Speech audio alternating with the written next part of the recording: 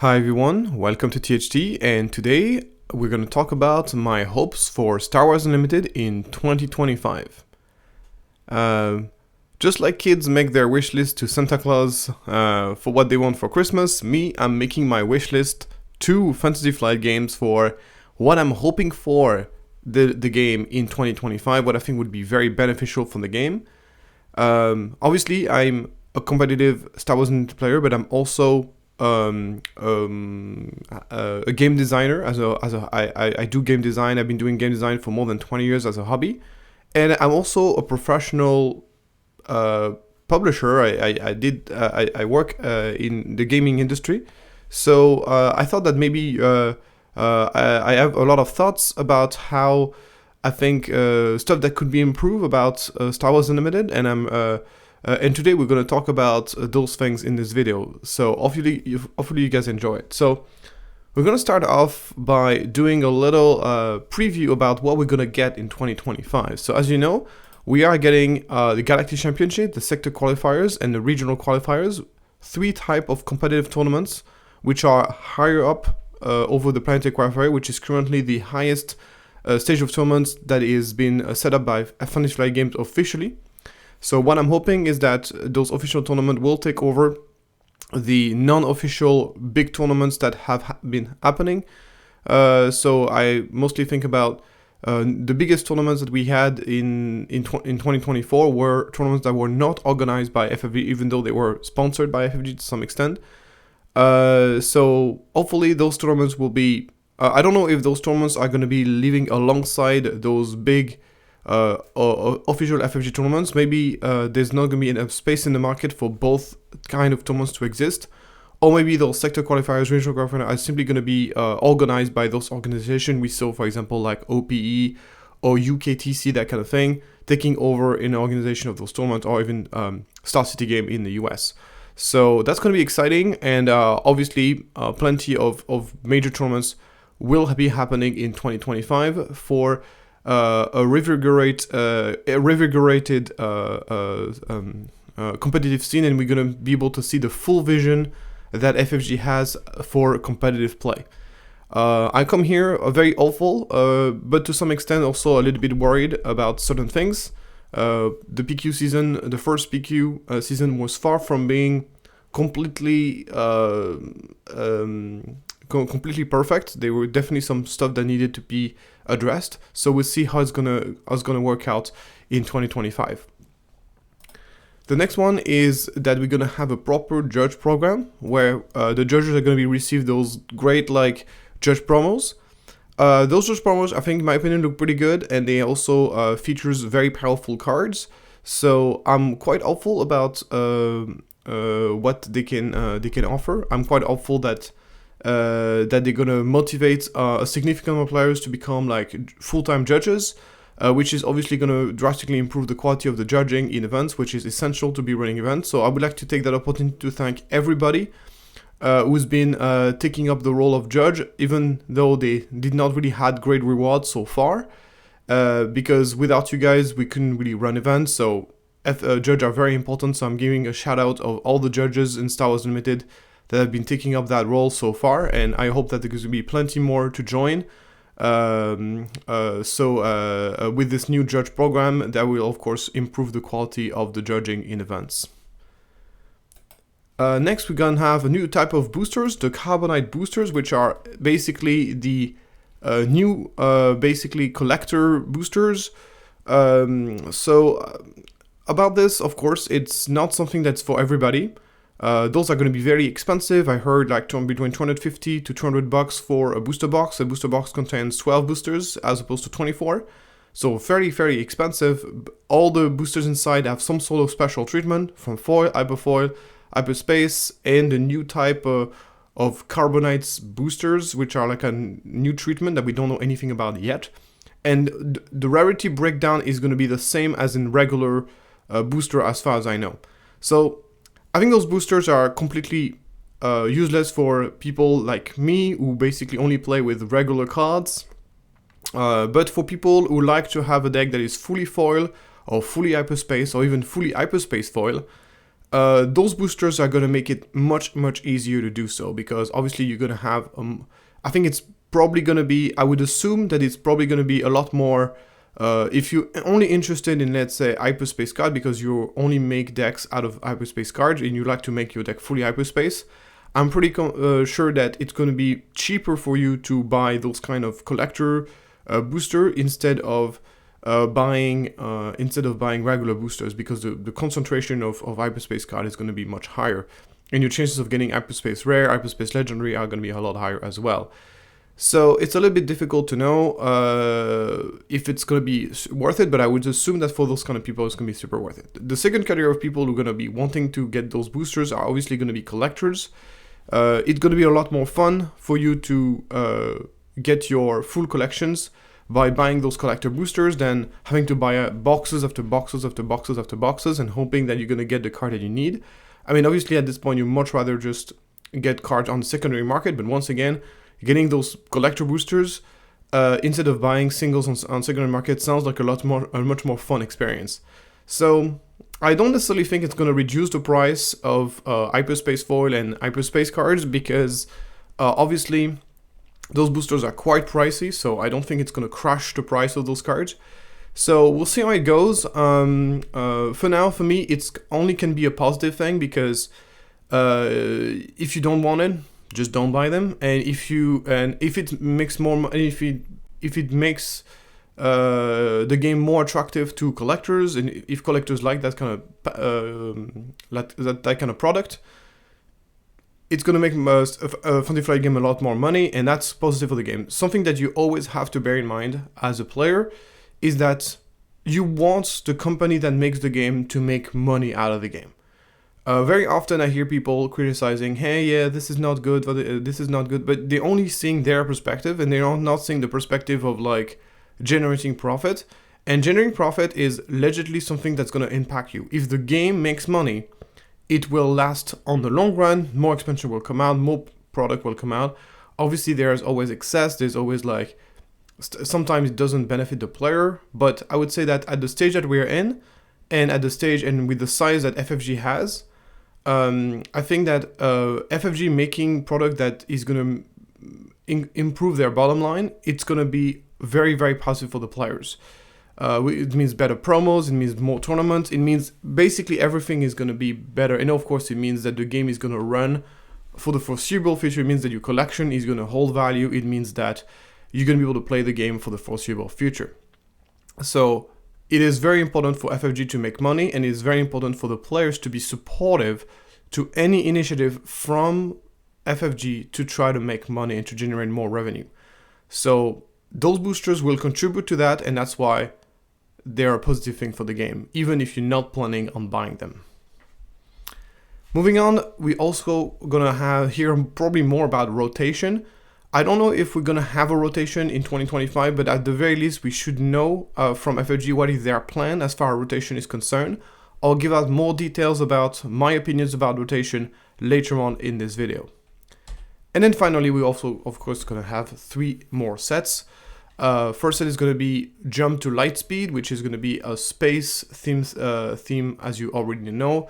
We've already seen the first few cards of the set, and it's going to be, in my opinion, the set that I'm the most excited about in terms of, from a thematic standpoint. It's the set that I'm the most excited about because I love space battles, especially space battles of the original trilogies. That's, for me, that's going to be the highlight of the the highlights of. From a thematic standpoint, so I'm very excited for this set. And then we got Legend of the Force, which we don't know exactly what it's going to be about, but we can suspect it's going to be very Force focused, and maybe it's going to be taking place in earlier than the idea of Legends. This is the idea of kind of like the idea of Legend is the idea of you know, having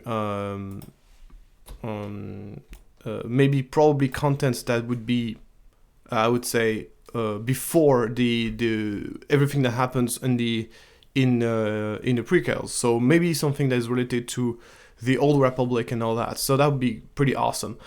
Once again, nobody really knows what's going to be about, but that's kind of speculation. And then Secret of Power. which kind of hints at the same kind of thing, like gonna be force focused with some sort of like different ways of using the force or whatever. So a little bit difficult, of course, to know exactly what it's gonna be about, but I think it's gonna be exciting stuff, and I think we can only more expansion, obviously very positive for the game. I think the cadence of one expansion every 4 months has been quite successful. You could argue that I think that if the expansions were more powerful in terms of impact that they have on the game, I think the 4 months wait would be a little bit more bearable. Right now, it feels a little bit long because Set 2 and especially Set 3 did not have the impact that we were hoping as far as the impact they have on competitive play. So if they make sets a bit more powerful, I think the 4 months wait was going to be perfect. And it was perfect for the initial sets. So 4 months is fine. One expansion every 4 months is fine, but they need to make sure that those expansions have a significant impact on the meta and bring in new archetypes and stuff, because otherwise it's going to feel a bit stale. But anyway, 3 new expansions, obviously super exciting. So we got a lot of cool stuff going on for 2025. That's obviously the minimum. Obviously there might be some unannounced stuff that's going to come in 2025. This is at the very minimum. We know that we're going to get all those things in the game, which is already huge. So moving on now to my first suggestion. So now we're going to start my wish list of like things that if I was the head of FFG, and this is the change I would make to the game. This is the thing that I would change. And the first thing we're going to talk about is the weekly pack. So weekly packs are a very good idea. The idea of giving players an incentive to attend their weekly play. Weekly play is the lifeblood of a trading card game. It's basically people coming in, playing the game. If you don't have weekly plays, then the only moment where people are going to be coming and playing the games in real life is during tournaments. And tournaments obviously don't happen every week. You want to have people to stay engaged with the game. You want them to be playing the game at least once a week, playing the game in person at least once a week. I think this is a good like kind of objective. The difficulties is that the populations of Star Wars Unlimited players is usually older men. Like that's like the target demographic is basically dads, and dads they have something in common, is that they have a lot of money but they don't have a lot of time in their hands. So having a lot of money, of course, is great for FSG. Means that whenever those people want to spend money in the game, they can spend a fair bit of money. However, they don't have a lot of time. So whenever you are organizing events, you need to make it worth their time. You need to make sure that those guys are coming and they're getting them their time worth of gameplay. And obviously this comes down to, of course, a great game. And obviously in an ideal world, the game itself would be enough to bring the players together to play the game.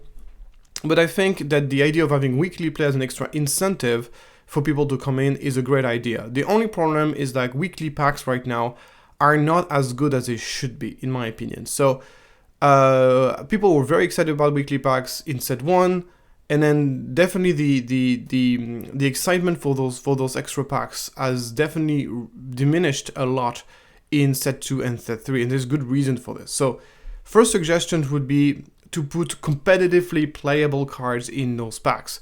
Once again, it doesn't, unless you are a collector, it doesn't matter how powerful. Unless you're a collector, it doesn't matter how beautiful the new frame or the new art is on this card. If you can't put it in any of your decks, then it really doesn't matter. So I think in set 1 they did a good job at making it so the alternative arts on the different cards were basically cards that were quite powerful. But I think in set 2 and especially in set 3, there's a lot of cards that have had alternative art. Like for example, you got the Droid Legion, or you got like the upgrade, the +0/+0 upgrade that gives rate 2, like that kind of card. Like nobody is gonna play those cards. Or you even have like the card that gives -1/-1s to all units. Like a bunch of cards that I can't even name because they're so not playable in the competitive setting. So the problem is like you really want to focus on, if you're going to be going through the effort of giving an alternative art to a card, it needs to be a powerful card. It needs to be a card that people are going to be wanting to play. And I think they did a good job with this in set 1, where most of the cards that receive an alternative art were quite powerful. But I think in set 2 and especially in set 3, a lot of them are just unplayable in Premier competitive play. So once again, it could be due to just the set overall is weaker, but there's definitely a few cards that could have received like an alternative art treatment, like for example, Pearl's Position could have received an alternative art treatment because it's definitely like a very widely playable card. But yeah, they didn't do this. They gave the alternative art to many other cards. So try to focus on the card that's gonna see play, and give an alternative art to the card that you think are more likely to see a lot of competitive play. My second suggestion would be to give up on that ugly OP frame. So that frame here, this kind of like inner, we call this on Photoshop, it's called an inner shadow. So it's kind of inner shadow thing that they put over the entire frame of the card. Those frames are very ugly in my opinion. First of all, they're kind of lazy. They basically, it takes like 5 seconds to put inner shadows on Photoshop on something. So they're pretty lazy. They don't look great, and they're actually quite distracting, especially the light ones, the ones from the light side. They don't blend very well with the rest of the card. They are very distracting. So you got this beautiful alternate art card, and then you got this super light inner shadow frame all over it that basically completely distract you. So yeah, and they also obviously don't look particularly good in comparison to the regular frames. So in my opinion, my biggest advice would be just do not do that anymore. Just every card in OP packs will be hyperspace, would be so much better. It would look so much better, and it would make OP weekly packs a lot more attractive, as well as making it so the players are going to want them more. It doesn't cost anything to FFG to turn OP frame by just hyperspace. It doesn't cost FFG a single dollar to do that, and it would definitely make weekly packs and just OP cards in general, whether they're for the planetary qualifiers or for the store showdown, all those cards would just instantly become more valuable just for that. So please give up on that ugly OP frame, please. My third suggestion for weekly packs would be to introduce a random chance to get something really valuable in OP packs. Something that it would be really, really cool if whenever you open a weekly pack, you had like a very small chances of getting a card that maybe would be worth around $20 or like 25 or $30. Like, I don't know. So something along the lines of maybe not something as valuable as a showcase, but something like that would be really, really desirable for players. So maybe an alternative art leader or something like this. A leader, an hyperspace foil alternative leader, or not even necessarily foil, just an alternative art leader, like something that would be very, very valuable. And it would make weekly packs a lot more exciting, because even though it might be like just one chance out of 24, let's say, it would make people very excited about opening weekly packs because they know they have this random chance of getting. So that's kind of the idea of the golden tickets that they've applied to regular boosters by introducing the showcase, but applying this same logic to weekly packs, I think would be really a cool idea. So yeah, I think if you make those changes to the weekly packs will become a lot more attractive. If weekly packs are more attractive, players are more likely to attend weekly play. And if they do, that's obviously very, very good for the game. My second wish for 2025 is better prize in tournament. One aspect in which FFG has really dropped the ball, in my opinion, is on how they're rewarding players in tournaments. And this is something that, to be honest, we kind of had to be expecting, because if you look back into all the living card games that FFG has been publishing, they never really gave amazing pricing in tournament. They always were kind of cheap on their prizes. Their prices were most likely underwhelming, and when they were pricing, it was never cash prize. It was always kind of just alternative art or tokens and stuff like, or playmats and stuff like this, basically products. And I think that if you want your OP tournament scene to be taken seriously, you have to take it seriously yourself. And I think that if FFG wants to compete with games like Magic, Flesh and Blood in the competitive scene, they need to really break the bank and give prices, significant prices to the game. And this would have multiple advantage for the game. The first one is obviously make the game attract competitive players from different games, basically poaching pros. And whenever a pro player transition from one game to another, it has a pretty big impact because those pros nobody can be a full-time trading card game player just by playing tournaments and winning tournaments. If you are a pro player, you need to be streaming, you have your own community that is following you whatever you're playing. And I think that convincing those pro players to transition from one game to another would have massive benefits because they would basically bring with them their own community, and this can have like a strong domino effect. Also, those pro players kind of know each other, so if one pro is transitioning, it makes it more likely that other pros will follow from the same game, and so on and so forth. So I believe that poaching pros can be a very, very good strategies to increase the popularity of Star Wars Unlimited and making it like a serious contender as far as like a competitive game is concerned. So it is something that I wish FFG would take more seriously. It's an approach that I wish they would take more seriously, and it's something that yes, it does cost you a little bit of money to increase those to give out real money, but it is very small amount of money compared to the benefits, compared to how much you're getting back for the pros and having like kind of a professional circuit. Once again, doesn't mean that people will be able to play and live from playing this game at a professional level, but at least give some serious incentive for pros to start playing the game and generate revenue in other ways.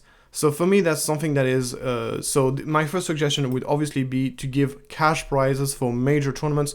Galaxy Championship, regional qualifiers, and setup qualifiers should give some amount of cash prize.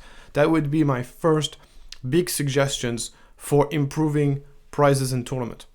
My second suggestion, and this one is obviously the one that everybody has suggested, so I'm just going to put it out there, is to give better prize for planetary qualifiers, and that implies better planetary qualifiers promos. Once again, in set 3, the planetary qualifiers promos are basically the Resolute. I think that's. I forgot I always forget. Well, like it's basically just an unplayable rare that sees 0 playing competitive, and the participation price is actually the invisible, which is the invisible hand, is actually better than the top 8, top 16 prize, which is kind of ridiculous. In terms of like, so it's like those, but yeah, very niche card anyway. I know that set 3 overall is very weak, so it was kind of tough to find a powerful card, but for example, something like a Cad Bane, or now there's 2 of them, or even like a Kia di Mundi, a promo would have been so much more attractive. At least make it be a legendary.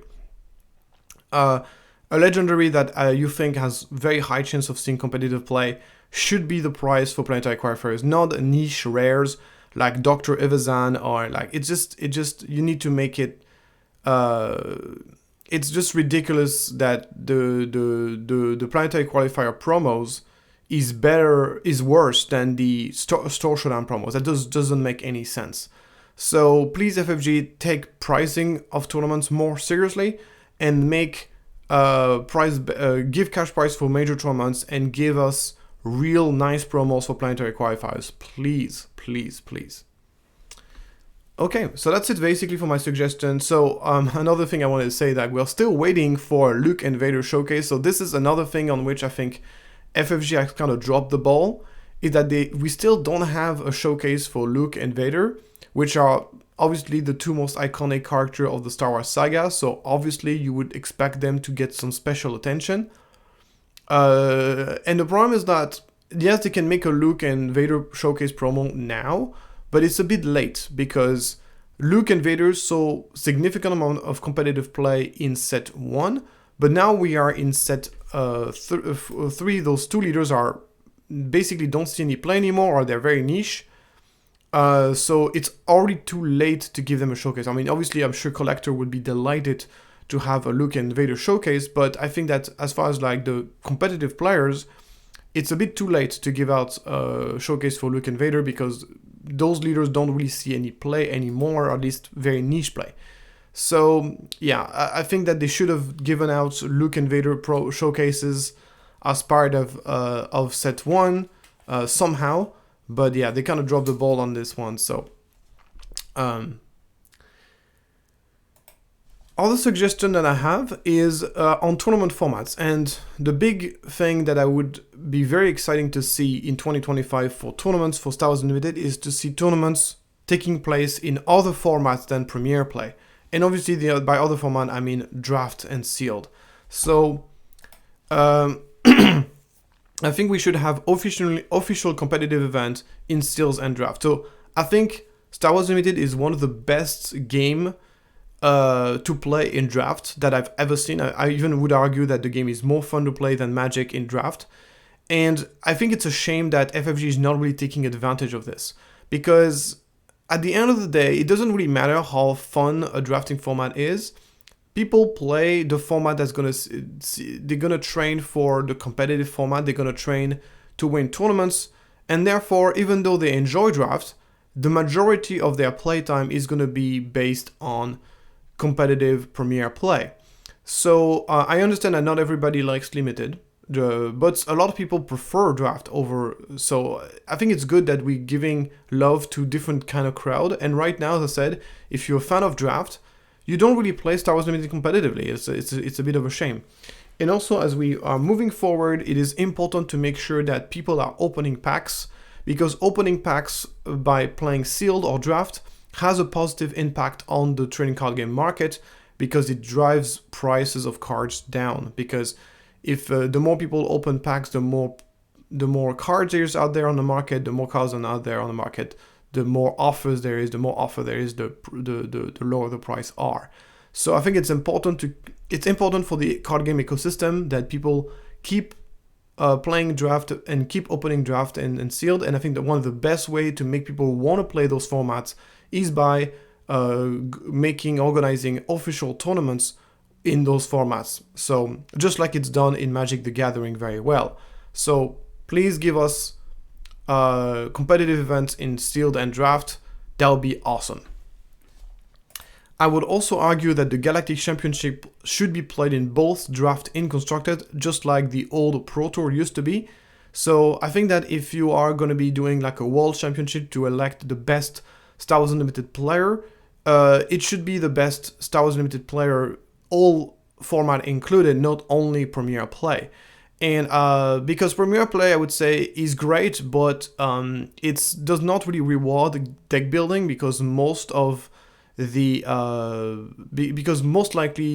person who's going to win the event has not really built its own deck, or it just basically tweaked an existing deck. Very rare are people who are building their own decks and making, if that makes sense, like most likely it's going to be the deck that at least is strongly inspired by an existing archetype. So I think Premier Play does a good job at rewarding the best pilots, the best player, but not necessarily the best deck builder. While in draft, you don't have a choice. You have to build your own deck. So there's definitely an aspect of deck building that exists in draft that doesn't exist in Star Wars Limited, on top, of course, of the skill of the draft itself. So in my opinion, draft, if you're going to be doing Galactic Championship, they should be played in both formats, in draft and constructed. I don't know if it's going to be the plan for FFG to do that, but this is something that I think would be very positive for the game. And that's it. So now we're going to talk about rotation. So as we know, FFG has said it before, there's going to be rotation for Star Wars Unlimited, which means that there's a certain amount of sets that are going to rotate out of Premier Play, and so in order to keep Premier Play at a manageable size. So here's first of all, I need to explain the reason why rotation exists. Basically, the problem is Mechanically, of course, as you introduce more and more cards, it's almost impossible to add new content to a card game without invalidating at least a portion of the old content. So if you are releasing a new expansion, there's a very high chance that there's going to be a certain amount of cards or a certain amount of archetypes that are going to become unplayable at a competitive level because of those new so there's kind of like a natural power creep that is being installed, just not because you are necessarily printing stronger cards, but because you are introducing more content to the game. So this is like kind of a thing that happens naturally whenever you're adding more content, and as you add more and more content, the percentage of card that are actually gonna matter and have an impact on constructed is going to go down. So, and we saw this clearly with set 1, set 2, and set 3. So in set 1, obviously, I would say about 60% of the cards in the set were playable in a competitive format, in constructed. In set 2, maybe only 30% of the set was actually potentially competitive. And then in that last set, I would say even 5% was only playable. So here was kind of, this phenomenon was a bit amplified by the fact that set 3 was significantly weaker than set 2, which was itself a bit weaker than set 1. So obviously this effect has been kind of amplified by the fact that the expansion, but even if, let's say, those 3 expansions were exactly the same power level, mechanically you would have this phenomenon. You would have first set being 100% playable, the second set would be 50% playable, and the third set would be like 30%, only 30%. Like, it's a phenomenon that is only going to get worse as more expansions are being added. And obviously it is not profitable for a company to not rotate, because what happens is that then any expansion, if they release an expansion and there's literally only like 1 or 2 cards that are competitively playable, and this is bound to happen over time, then suddenly your expansion is not going to sell anymore, and that's going to be terrible for the game. It's also going to make the format extremely stale, which is very bad for the game.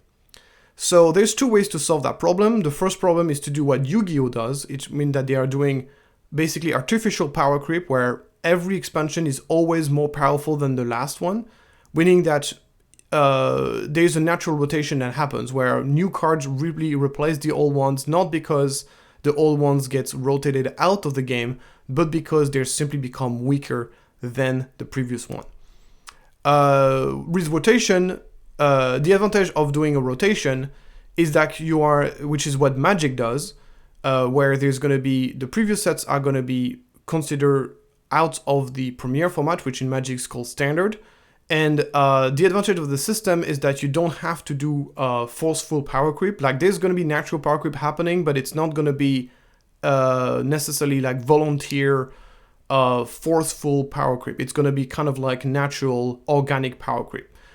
And then what happens is that you don't have to do that stuff, which means that you can create like a separated format, which is called an eternal, which we call in Magic an eternal format, so a format that doesn't rotate, which would be something like Legacy or Modern, where basically you can play any card that you want. And so this is something that obviously I would like to see in Star Wars Limited, and of course, since they already said that they're going to be rotation, it's basically what's going to happen. You're going to have a certain amount of sets that are going to be rotated out, and then there's going to be 2 formats being created. We're going to have a Premier format, which is only the cards that are within Premier, and then there's going to be an older format where every cards are legal. That is going to be, I would say, involving a lot slower, and it's going to be a bit more stale, but it's going to have more deck building options.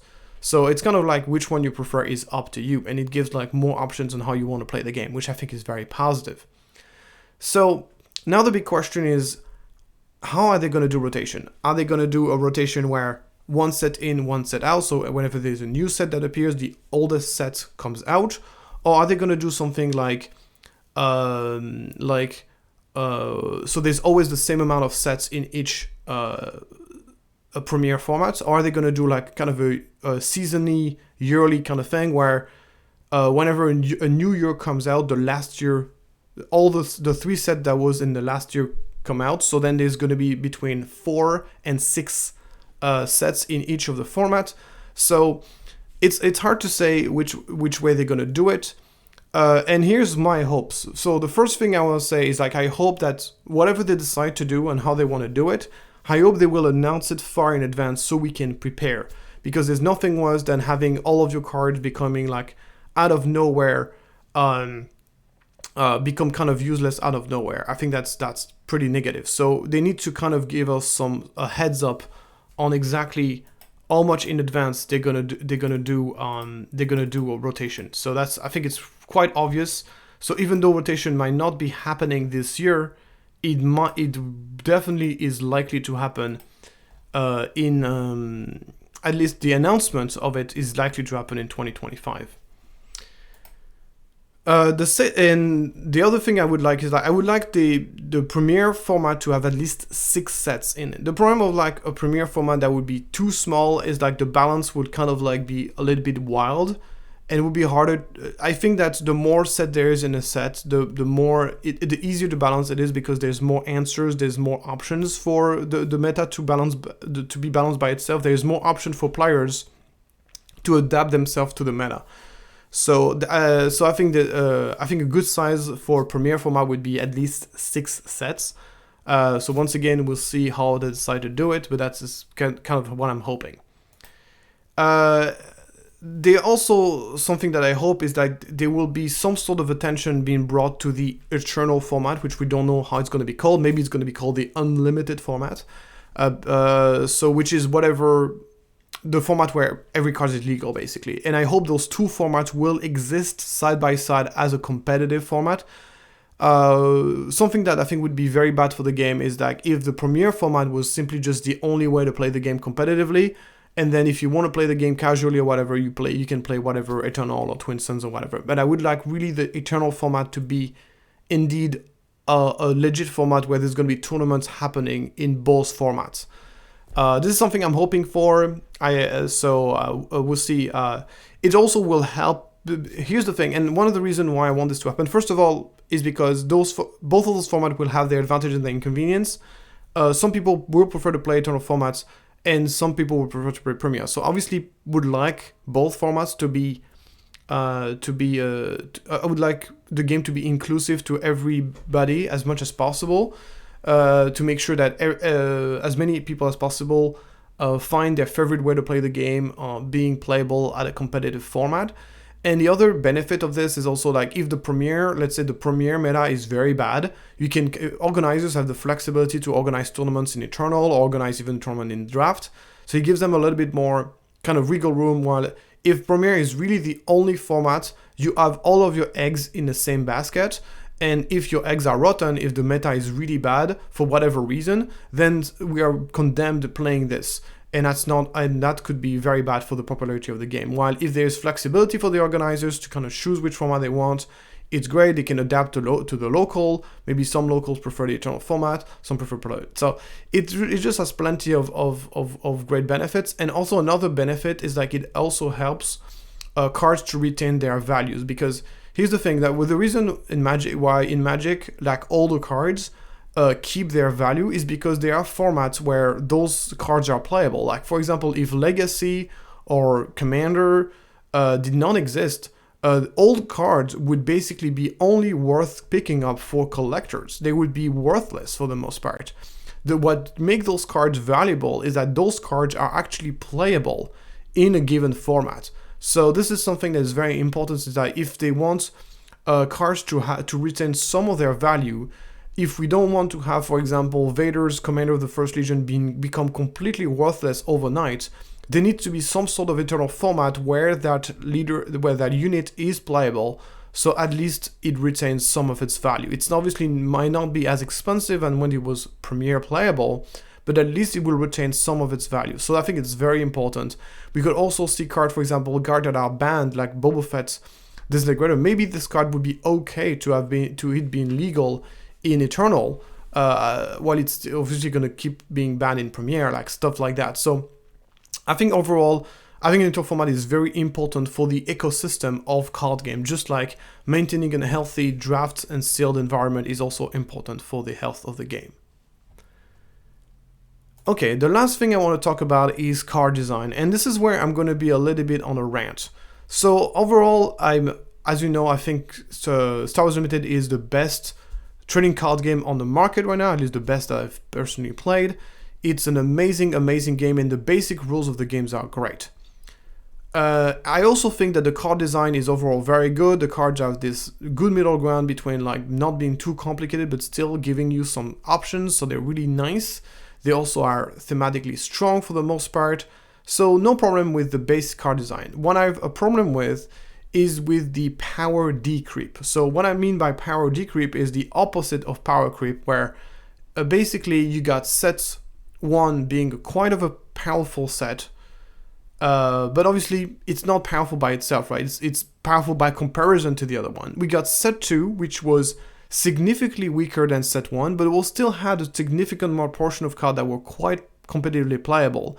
And then we got set 3, which I don't know what happened, but set 3, it feels like set 3 has been designed by a completely different, like, people who have no idea how the game is being played at a competitive level, which they probably didn't, because obviously all those sets have been designed before the release of the game. So obviously designing sets like this in advance is very difficult. Because you don't know how the game is going to be played, and I'm expecting I'm expecting the balance of the game to improve over time, as basically the designers are going to grow a better understanding on how the game is being played at a competitive level, and therefore going to make more balanced sets. But right now the sets are a little bit weird in terms of their power creep. So and my first hope for 2025, and I hope that in the upcoming expansion, the power level of the cards needs to be pushed significantly more to be more in line with what we have in set 1. And here my argument is that obviously in an ideal world, you would want every single set to be about the same power level. So that's obviously the ideal scenario, but the reality is that it's very difficult to do that. And in a world where you are creating a new set, you would much rather have this set being a bit more powerful than the previous one than the other way around. So in other terms, power creep is better than power decreep. And I'll explain you why. There's 2 major reasons why that's the case. The first major reason is metagame and sales. That's the 2 major factors. So if a set is too powerful, obviously, as I said, not ideal. You would want ideally to have all sets being balanced. But if, let's say, a set is too powerful, it has at least 2 advantages. At least it's a set that's going to sell very well, because obviously people are going to be wanting to acquire those cards. And at the very least, it's going to create big changes into the meta. And changes to the meta is always great. New opportunity for people to create new decks, a new blood, new environment. And that's by far, in my opinion, what I find the most interesting in the card game, is to have this new meta game and knowing how you're going to be adapting to this new meta. And we saw that with set 3, for example. Set 3 had very little impact on the meta, and I was very worried, but then they made the great decision of banning Boba Fett, which had a huge implication on the meta, and we had a new meta in despite the set 3 being very weak. And I was very positive, and I was very fun to try to crack this new environment and see what was going to be the most powerful deck to play. So power creep at least has those 2 advantages. Once again, I'm not a big fan of excessive power creep, but I think at least the power creep does serve this purpose, and that's the reason why so many card games have had this tendency of designing overpowered set instead of underpowered set, because the alternative then is power decreep, which is underpowered set. And then we're seeing this with set 3. Those are 2 major inconveniences. The first one is that they have no impact on the meta, so they basically don't change anything to the meta. So they make the meta feels very stale, which is one of the worst things that could happen to a card game. And the second thing is like they don't sell, so they don't actually give any money to the designers and to the company to re-inject into the game. And as we established earlier, you want the company to make money. A set that doesn't sell is not good for the players. It's not good for the company, obviously, but it's not good for the players either.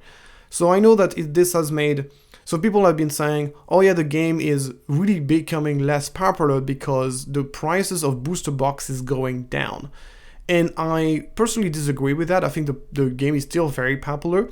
And the reason why the price of set 3 boxes is going down is because there's simply nothing valuable to get out of this set. If you look at one of the most powerful card, the most expensive card of the set is like now there's 2 of them, which is like a card that sees plays in like 1 or 2 competitive decks. That's ridiculous. Like if you compare this to what were the most powerful cards of set 2, you would see like cards like Grey Dragon Poe, which are staples in multiple archetypes, and obviously not even talking about set 1s between the Lukes and the Vaders and the Falcons and all that. So set 3 has just completely dropped the ball in terms of impact that it had on the competitive meta, and this has led the set to sell extremely poorly, which has led companies to lower their prices so people would buy those booster box, which is obviously very, very bad for retailers, and it's very, very bad for FFG as a company. So I don't even think they overproduced it. I think that once again, if the set was at a decent power level, it would have sold. And we are seeing is that now that the prices are actually dropping, people are actually buying booster boxes. But I just think the set was just too weak, and I think that if they keep doing that, if they keep going into that direction of being too conservative with the power level of the cards, the game is going to be in big trouble. So I'm talking here about individual cards, but it's also the case in terms of new archetypes.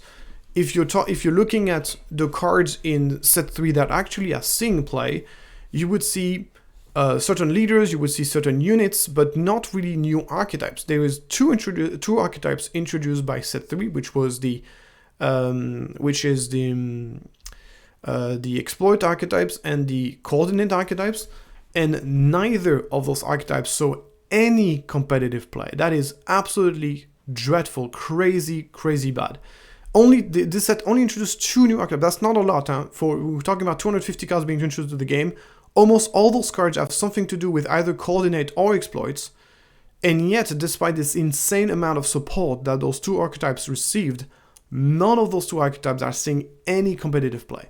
That is not normal, that is not okay, and that's very bad for the game. Yes, it's nice that those archetypes are fun to play with and thematic or whatever, but they also need to be competitive play. They also need to be competitively playable, because otherwise people don't play them in Constructed, therefore they only matter for draft, which is, in my opinion, not a good thing. So FFG needs to push the envelope in terms of the power of the card and also the power of the archetypes. Don't be so conservative, don't stop being so conservative with the power level of the cards. Give us good cards, your set will sell better, the meta will change much more, it's going to be much more interesting. Yes, maybe that means that there's going to be a few bans that's going to be happening. As long as you are reactive on banning the cards and you're reactive on that, I think it's okay. And it's, as I said, the alternative is just the game dying. I think that, like, I'm going to be like kind of a doomsayer here, but I think that if the next 3 sets follow the same pattern as a set 2 and set 3, which mean being weaker and weaker and weaker and weaker, if we are continuing on that pattern, I don't think the game is going to stand a chance, and I think that the game will die if this is what is happening. Luckily enough, I don't think this is what's going to happen. Obviously, as I said, the reason why we're saying those kind of like wild imbalances between the different sets is because those sets were designed by different teams, and those teams were basically working on the game years before it actually was released. So basically, these designers did not have a clear idea on how the game would be played at a competitive level, which makes designing cards very, very difficult. And so obviously, I hope that now that they've kind of have a better idea on how the game is being played at a competitive level, is going to lead to sets that are a bit more balanced as far as like for competitive play and are like a bit more powerful. So that's just something I'm hoping for.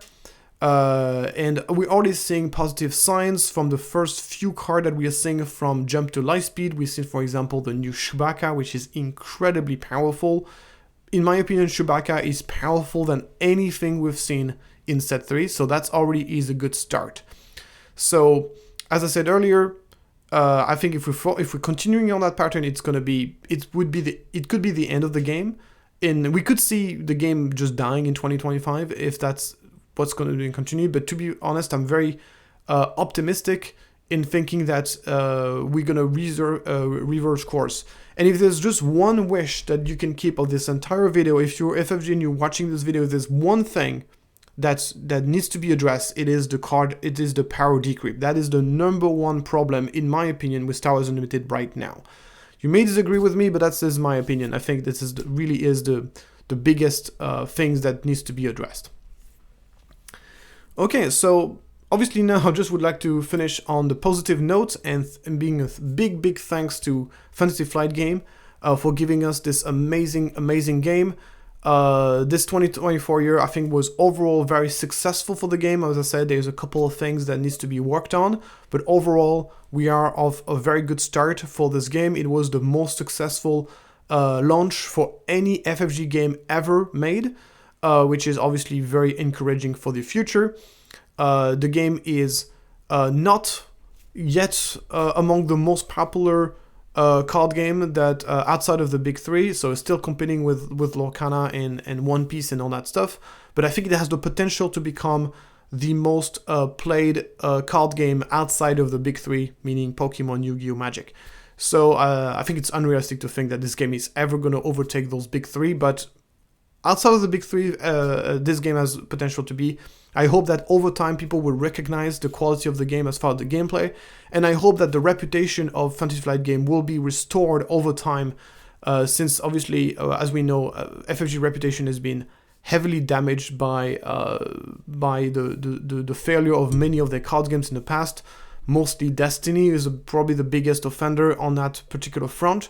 I hope that their reputation will be restored over time, that the quality of their game will shine through, and that the longevity of Star Wars Unlimited will be a testament of the solidity of the game.